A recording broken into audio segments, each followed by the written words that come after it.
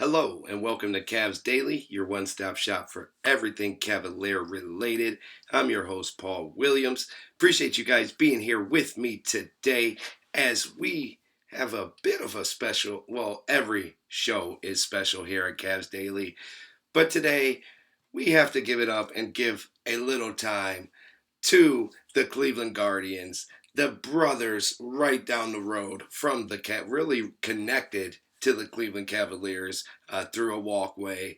But yeah, the Cleveland Guardians, a lot like the Cleveland Cavaliers this past season, just solidified their spot in history after a truly historic year in a bit of a different way than the Cavs, as their history was based off dominance from start to finish.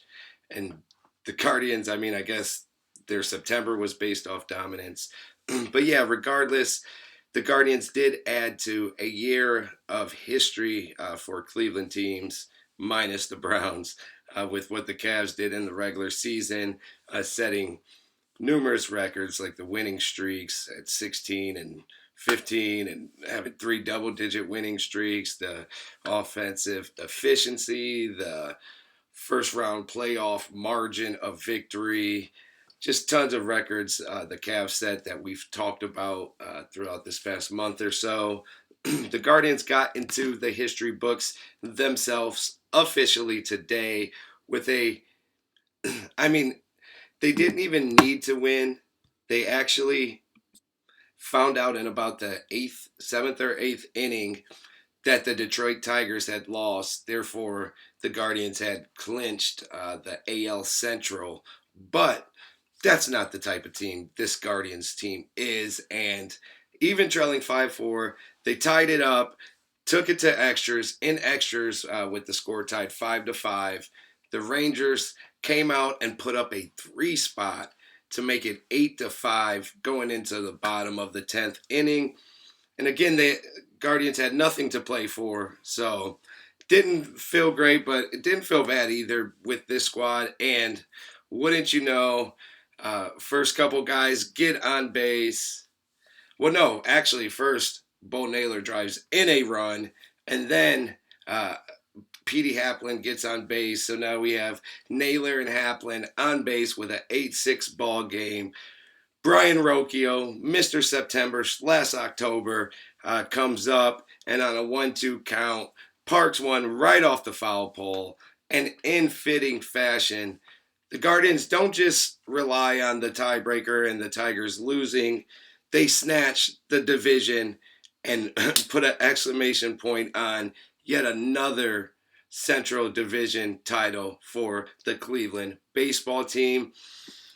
All of the titles have been special. I don't think any have came quite like, well, I know none of them have came quite like this, as this is now officially the biggest comeback in baseball history to win a division or a pennant, because back in the day they didn't have divisions. So no matter what time frame you're looking at, no matter what collapse you're talking about, what miracle team you're talking about, none of them did what the Cleveland Guardians did this season on the backs of, I'm not even sure what it was on the back of. I mean, after losing Ben Lively very early on, they lost Luis Ortiz and the best closer in the game, Emmanuel Clase, for nothing out of nowhere in the middle of the season.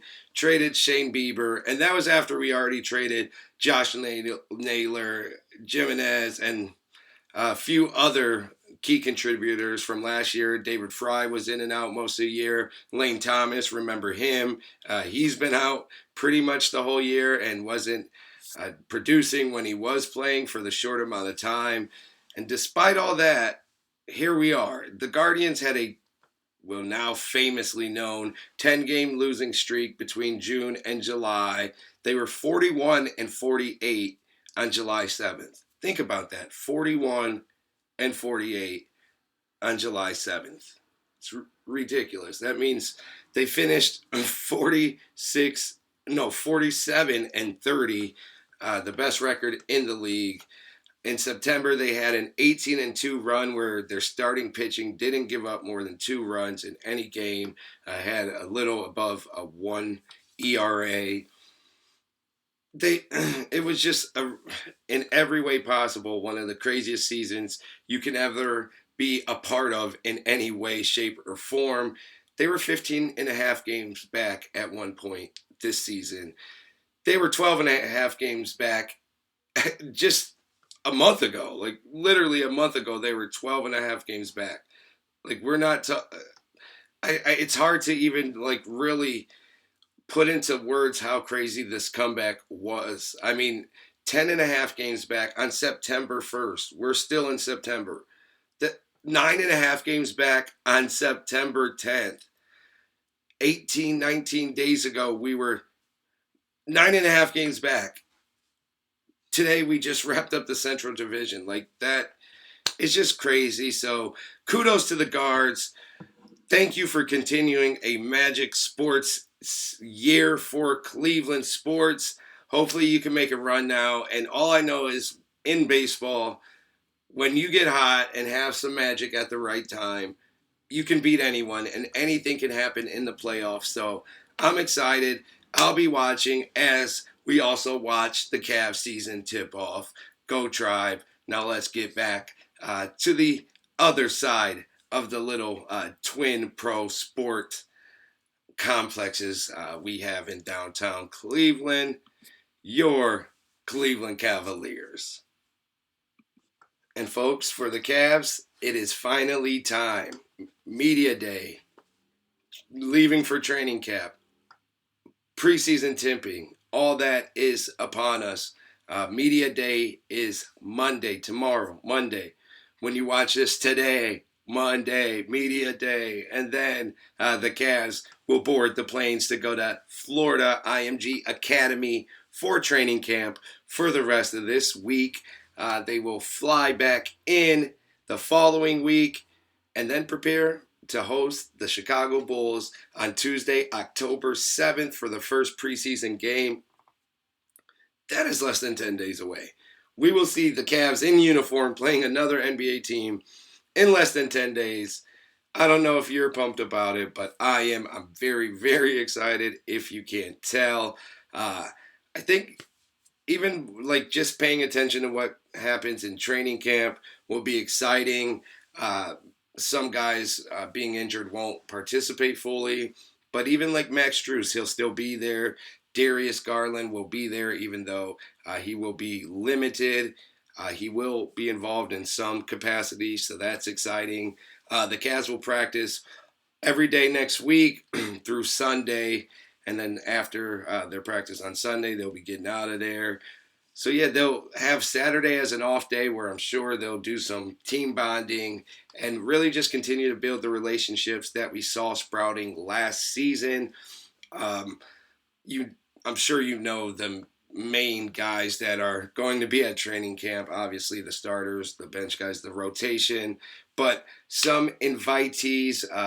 Tristan and Aruna from Cleveland State.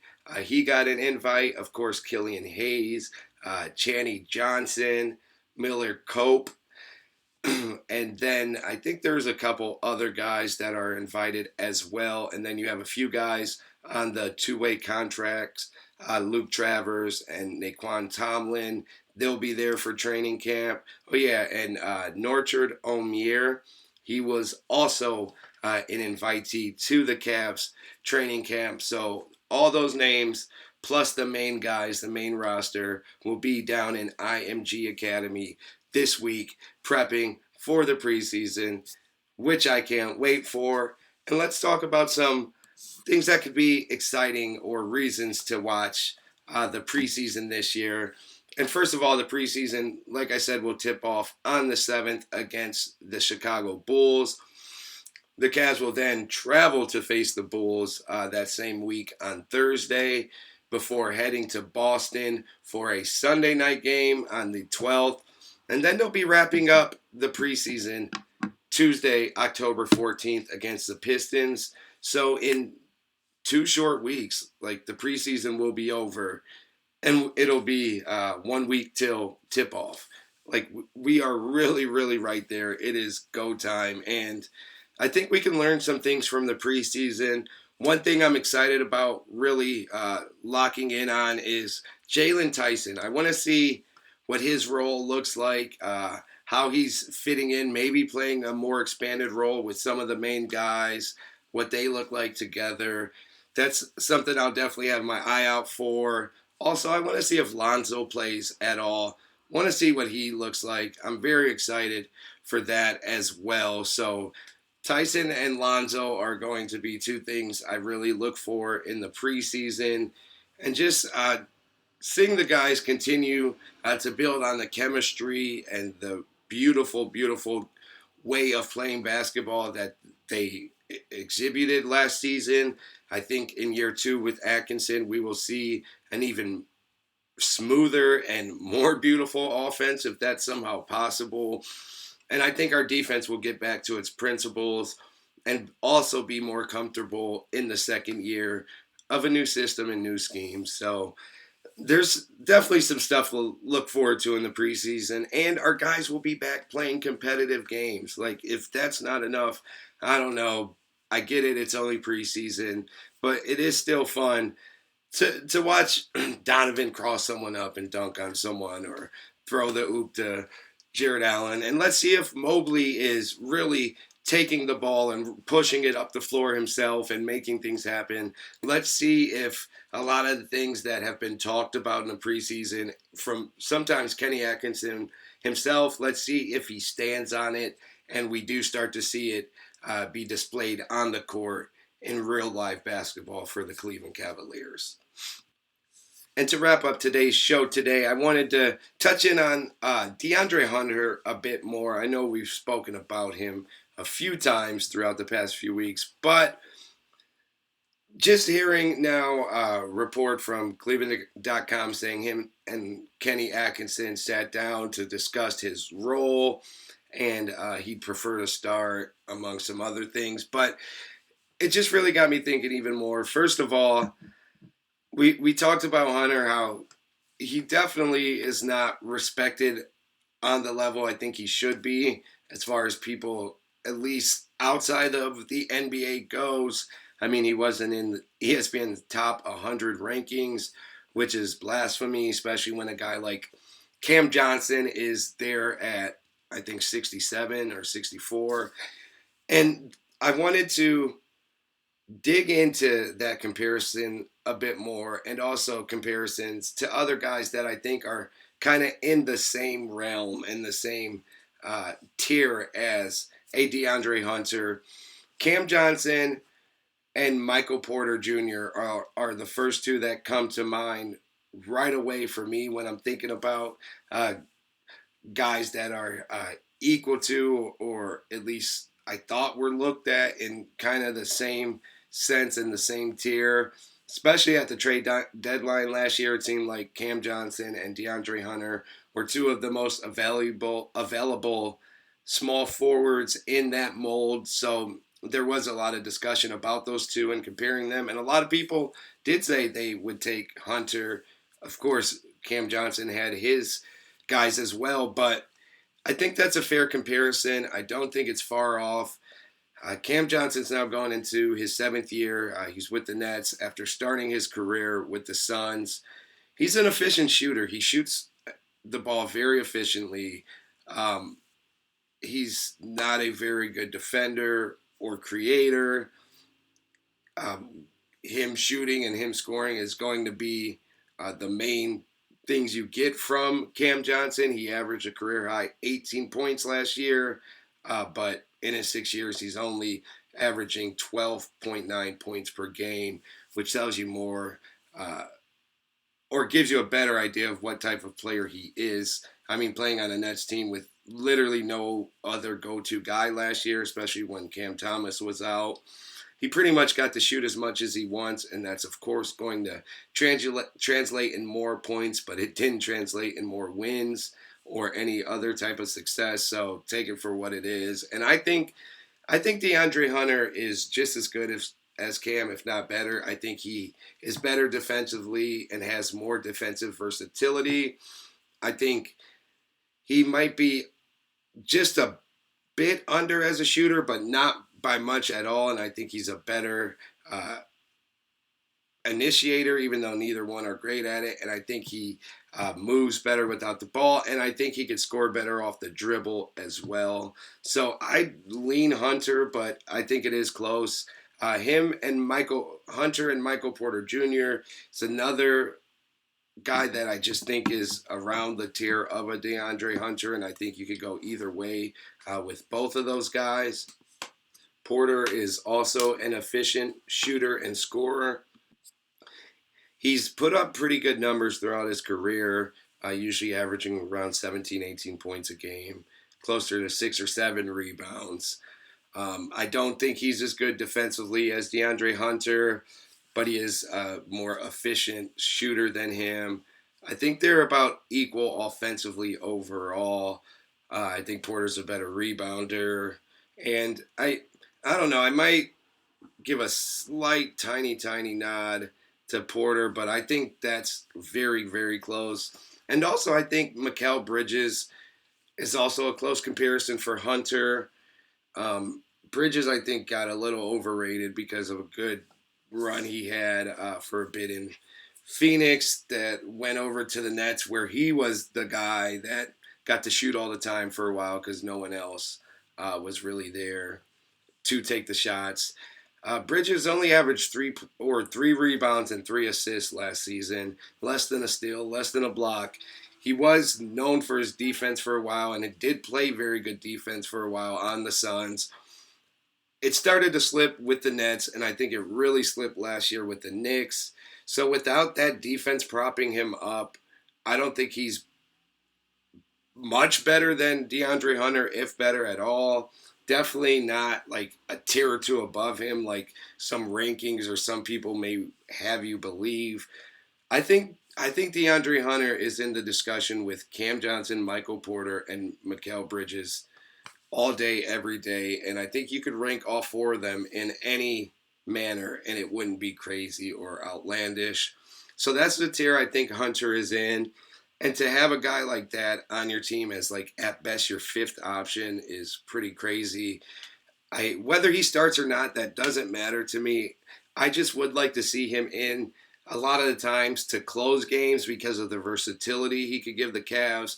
A lot of times Jared Allen wouldn't close games, and whether it's Hunter or Strus or other guys out there, it wouldn't be Jared Allen. So right there, you could have Hunter and Mobley as kind of the bigs, and then a combo of Donovan, Darius, Max Strus, or Lonzo Ball, or Sam Merrill if he's hot. You got a lot of options there. So I like the versatility he brings in those closing lineups. So I do hope that he gets unleashed a bit more this year. And I think if he does, he will easily win 6th Man of the Year if we leave him in that position for at least most of the year. And I think he's going to have a coming out party. But regardless, right now, today, I do think Hunter is right there with the Cam Johnsons and the Porters and the Bridges of the world. I would love to know what you think about that. And I would love for you to subscribe and like and comment if you're still here with me. And regardless whether you do or not, I do appreciate you listening to me talk. I will be back tomorrow doing the same thing. Until then, again, go Guards, go Tribe, go Cavs, go Cleveland. I'll see you guys tomorrow.